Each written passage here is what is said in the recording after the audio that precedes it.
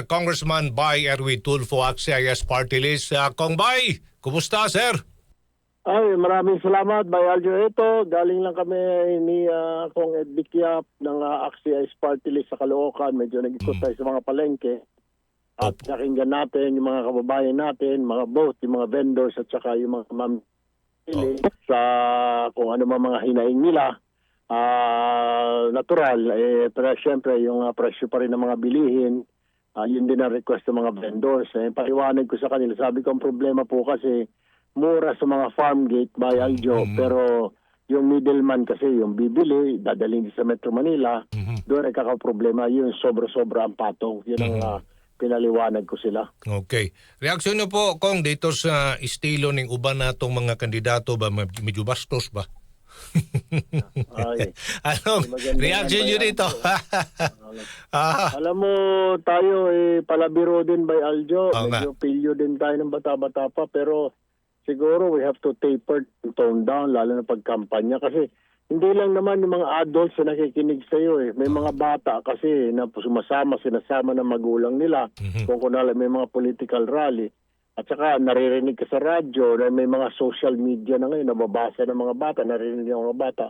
Dapat siguro, we have to be responsible enough pag yung patungkol sa opposite sex, babanata na kahit pabiro, hindi maganda. Marami tayong mga kabayan na hindi nila gusto yung ganyan, yung mga pabiro-biro.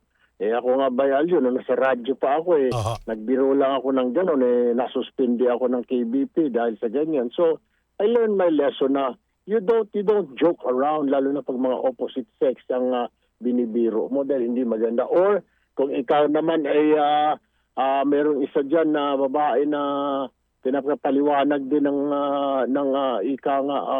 COMELEC, bakit medyo yung kanyang line o yung kanyang jingle may ibig sabihin. So, be careful kasi dahil sa social media ngayon, Aljo, na rin na madali na mamonitor kahit mga bata may mga access na Okay.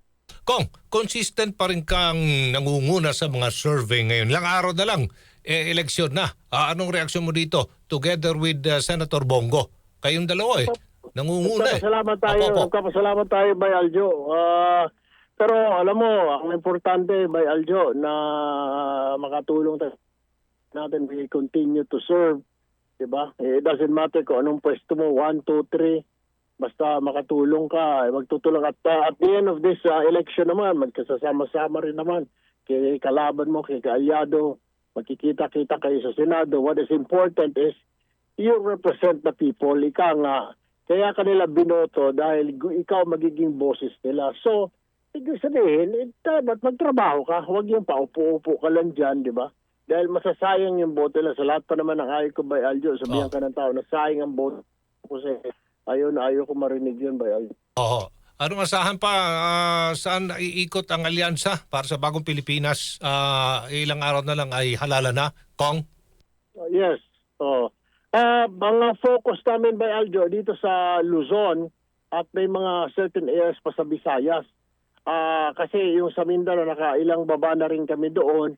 So, ang plano ay dito sa Luzon ang concentration dahil malaki ang boto ng Luzon, Aljo. Nasa 31 million So, pinagsama mo yung Mindanao at saka Visayas, nasa 20 plus lang So, mas malaki pa rin sa Luzon. Tapos, lalo na yung Region 4A. Napakadami dyan. Yan ang pinakamalaki pala. 9 million ang botante dyan.